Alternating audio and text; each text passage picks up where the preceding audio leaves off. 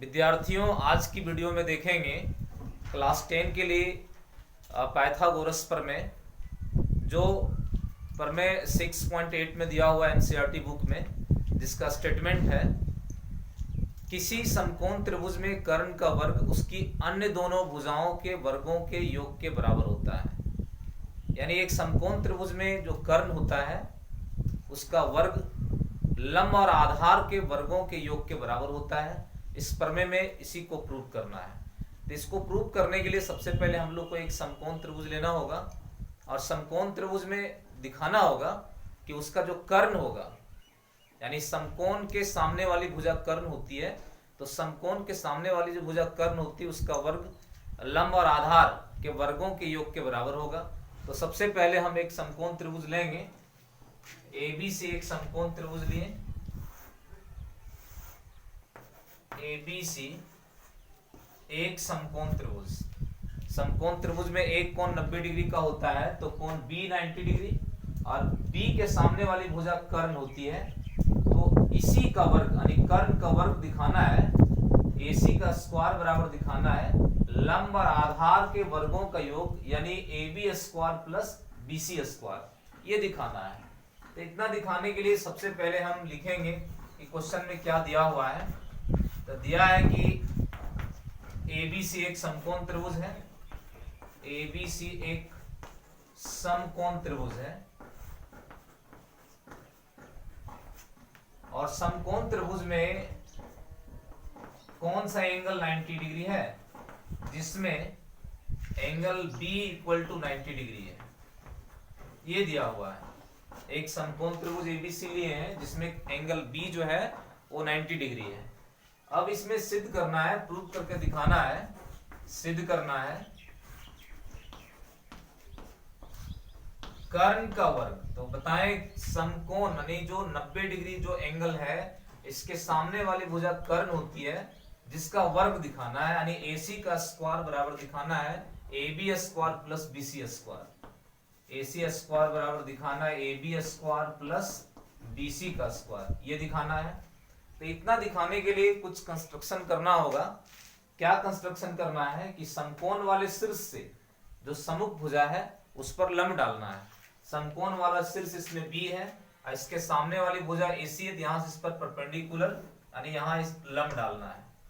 तो BD लंब AC खींचना है। रचना में क्या करना है, रचना में BD लंब AC खींचा। अब क्या करना है, इसको प्रूव करने के लिए AC स्क्वायर बराबर AB square plus BC square लाने के लिए क्या करना होगा, समरूपता कसौटी से चलना होगा, मतलब समरूप करके दिखाना होगा ट्रायंगल को। और जब दो ट्रायंगल जब समरूप होगा तो साइड उसका प्रोपोर्शनल होगा, समानुपाती होगा, और जब उसका साइड यानी भुजा समानुपाती होगा तो उसको हल करेंगे तो जरूर AB स्क्वायर और BC स्क्वायर मिलेगा। और जब AB स्क्वायर BC स्क्वायर मिल जाएगा तो दो समीकरण बना लेंगे। AB स्क्वायर बराबर जो आएगा उसको हम पहला समीकरण बनाएंगे और BC स्क्वायर बराबर जो आएगा इसको दूसरा समीकरण बनाएंगे, और दोनों समीकरण को जोड़ेंगे तो एक साइड इसका जरूर आएगा। और जब एक साइड जब RHS साइड आएगा तो हल करने पर LHS भी आएगा, यानी AC स्क्वायर बराबर AB square plus BC square proof हो जाएगा। तो जब हम समरूपता कसौटी लगाएंगे यानी समरूप जब हम त्रिभुज को करेंगे तो कौन कौन सा त्रिभुज को लेके चलेंगे कि AB स्क्वायर मिलेगा और BC स्क्वायर मिलेगा। तो हम लोग को ये देखना होगा कि AB जो है सो कौन कौन सा ट्रायंगल में आएगा, वो ट्रायंगल से हमको चलना होगा और वो ट्रायंगल को सिमिलर यानी समरूप करना होगा। तो AB देखते हैं कि AB कौन कौन सा त्रिभुजों में कॉमन बन रहा है, वो ट्रायंगल से चलना है। तो AB देखिए, AB यहाँ पर है, तो AB ये ट्रायंगल में आ रहा है ADB में और ट्रायंगल ABC में।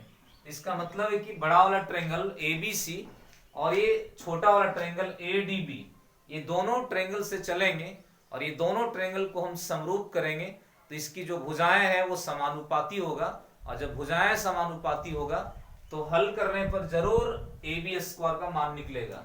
इसलिए हम त्रिभुज ADB और त्रिभुज ABC से चलते हैं और दोनों त्रिभुजों को समरूप करने का प्रयास करते हैं। तो इसको समरूप करने के लिए कौन सा कसौटी लगाएंगे, इसमें जो है सो एंगल समरूपता कसौटी का प्रयोग करेंगे। क्योंकि हम देख रहे हैं कि दोनों त्रिभुजों में ए डी बी और ए बी सी, ये दोनों त्रिभुजों में दो एंगल बराबर है। एक एंगल तो कॉमन है और एक एंगल जो है यहाँ 90 डिग्री है, ये छोटा त्रिभुज में और बड़ा त्रिभुज में यहाँ 90 डिग्री है। इस तरह से दोनों त्रिभुजों में दो एंगल जब बराबर है तो इसका तीसरा एंगल भी जरूर बराबर होगा और त्रिभुज समरूप होगा। तो हम दोनों त्रिभुजों से चलते हैं इसको सिद्ध करने के लिए।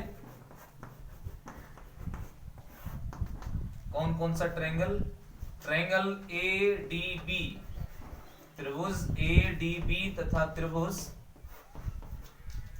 ए बी सी में दोनों त्रिभुजों में क्या क्या हम बराबर बता रहे थे, एंगल समरूपता कसौटी से समरूप करने के लिए ये एंगल कॉमन है और यहाँ 90 डिग्री छोटा ट्रायंगल में है, एडीबी में है, और एबीसी में यहाँ 90 डिग्री है।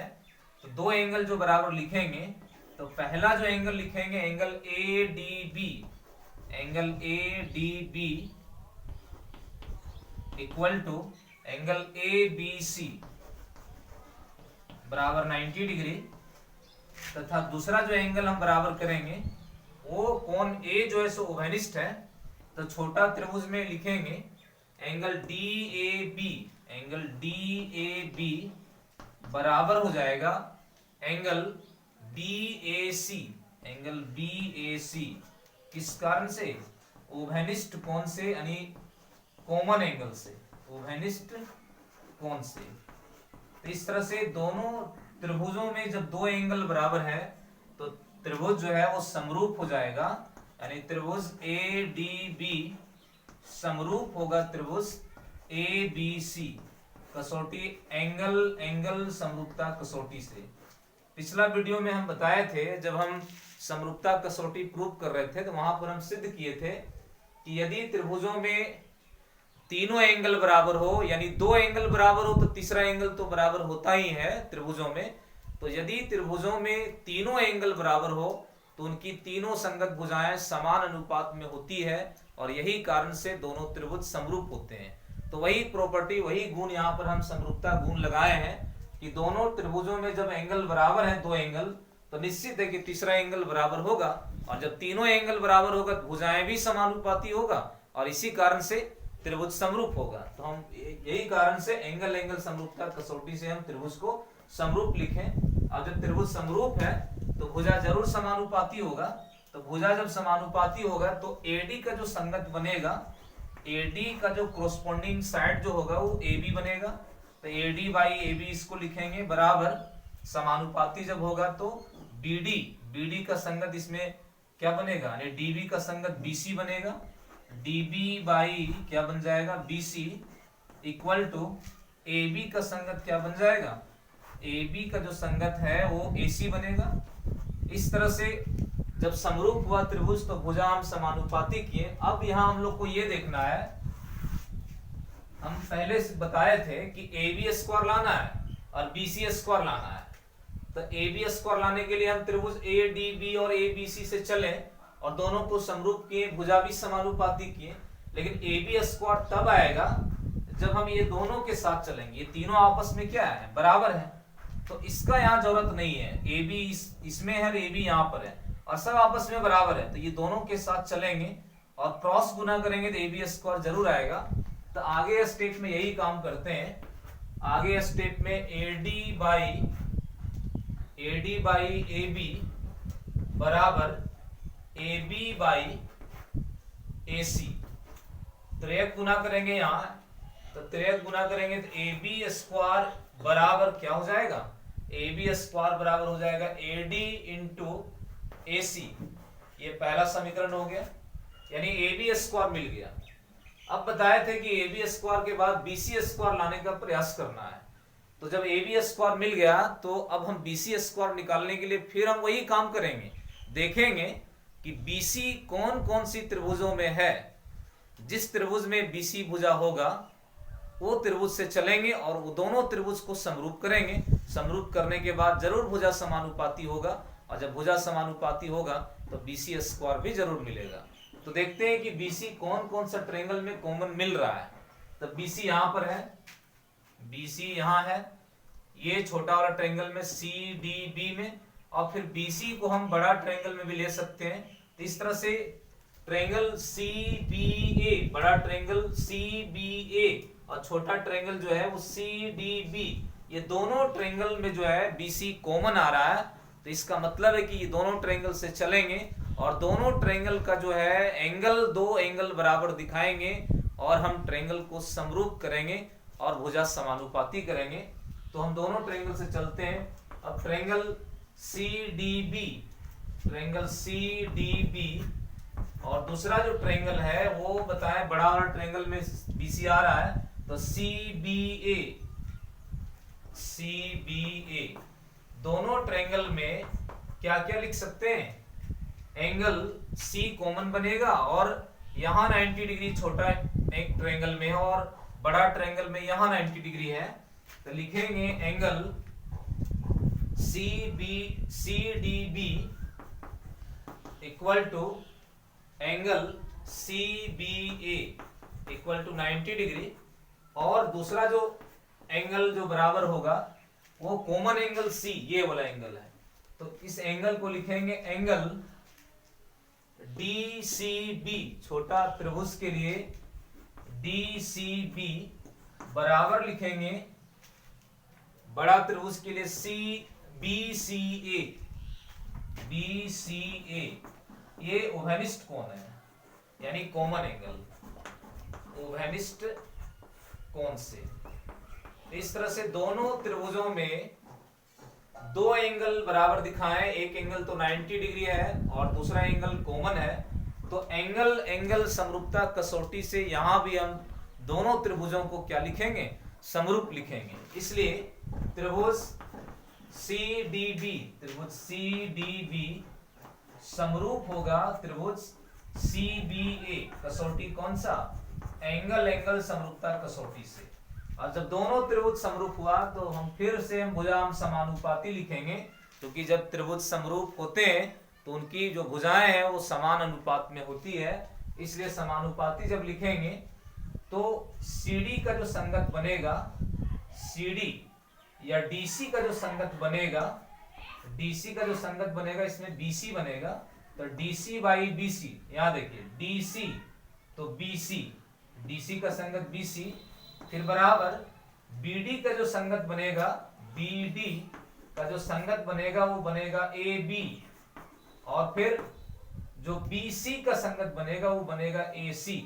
तो BC बाई BC, देखिए यहाँ BC का संगत क्या बन रहा है, AC, तो BC बाई AC। इस तरह से भुजा समानुपाती हो गया। अब ये तीनों में से हम दो के साथ चलेंगे, लेकिन कौन दो के साथ चलेंगे उसके लिए हम बता रहे थे कि जैसे यहाँ AB स्क्वायर मिल गया था पहला समीकरण में, दूसरा समीकरण में BC स्क्वायर चाहिए, तो देखेंगे किसमें किसमें BC आ रहा है, तो BC यहाँ है, BC यहाँ है, इसका मतलब ये दोनों के साथ चलेंगे। तो आगे स्टेप में हम इसको लिखेंगे DC बाई BC बराबर BC बाई AC, क्रॉस गुना करेंगे तो क्या हो जाएगा, BC का स्क्वायर बराबर DC इंटू AC, ये समीकरण 2। तो ये दोनों यही हम खोज रहे थे कि AB स्क्वायर जब मिल जाएगा और BC स्क्वायर जब मिल जाएगा तो दोनों को जोड़ देंगे, दोनों समीकरण को, तो एक साइड जरूर आएगा AB square plus BC square, यानी लंब और आधार के वर्गों का योग मिल जाएगा। उसके बाद उसको हल करेंगे तो कर्ण का स्क्वायर भी जरूर आएगा। तो आगे वही काम करते हैं, समीकरण 1 और 2 को जोड़ देते हैं, समीकरण 1 जोड़ 2 से, तो जोड़ेंगे तो LHS में LHS जोड़ना है और RHS में RHS जोड़ना है। तो LHS में समीकरण फर्स्ट में AB स्क्वायर है और समीकरण सेकंड में BC स्क्वायर है। तो इस तरह से एक साइड तो आ रहा है AB square plus BC square, फिर दाहिना साइड जोड़ेंगे, RHS में उसमें क्या था, AD इंटू AC था, और इसमें दूसरा समीकरण में DC इंटू AC, यानी LHS में LHS जोड़े, RHS में RHS जोड़े। आगे स्टेप में क्या है, LHS में तो ठीक है AB square plus BC square, ये आगे एक साइड, यहां से देख रहे हैं कि दोनों पदों से AC कॉमन मिल रहा है, तो AC जब कॉमन लेंगे तो यहां पर क्या बचेगा, AD, ये पद में जो से AD बचेगा और इस पद में क्या बचेगा, AC कॉमन लेंगे तो DC बचेगा। अब AD और DC को जोड़ना है। तो AD और DC को जोड़ने के लिए हम चित्र में देखेंगे कि AD की लंबाई यहां से यहां तक है और DC की लंबाई यहां से यहां तक है। तो दोनों को प्लस करेंगे तो क्या हो जाएगा, पूरा AC हो जाएगा। इसका मतलब है कि AD और DC को जोड़ेंगे तो उसके जगह पर क्या लिखेंगे, AC लिखेंगे। तो आगे स्टेप में AB का स्क्वायर प्लस BC का square equal to AC into इसका जो जोड़ होगा, जो प्लस होगा वो AC आएगा। तो AC में AC से गुना करेंगे तो AC गुना होके AC स्क्वायर होगा, यानी AB का स्क्वायर प्लस BC का स्क्वायर बराबर क्या हो जाएगा, AC का स्क्वायर। तो इसमें AB जो है वो क्या है, लंब है, तो लंब का वर्ग। BC जो है वो आधार है, तो आधार का वर्ग। और AC जो है वो कर्ण है समकोण त्रिभुज का, तो कर्ण का वर्ग। यानी कर्ण का वर्ग और लंब और आधार के वर्ग का योग आपस में क्या आया, बराबर आया। तो इस तरह से पाइथागोरस का जो स्टेटमेंट है, जिसको बौधायन प्रमेय के नाम से भी हम जानते हैं, तो इसको प्रूफ हम इस तरह से करके दिखा सकते हैं।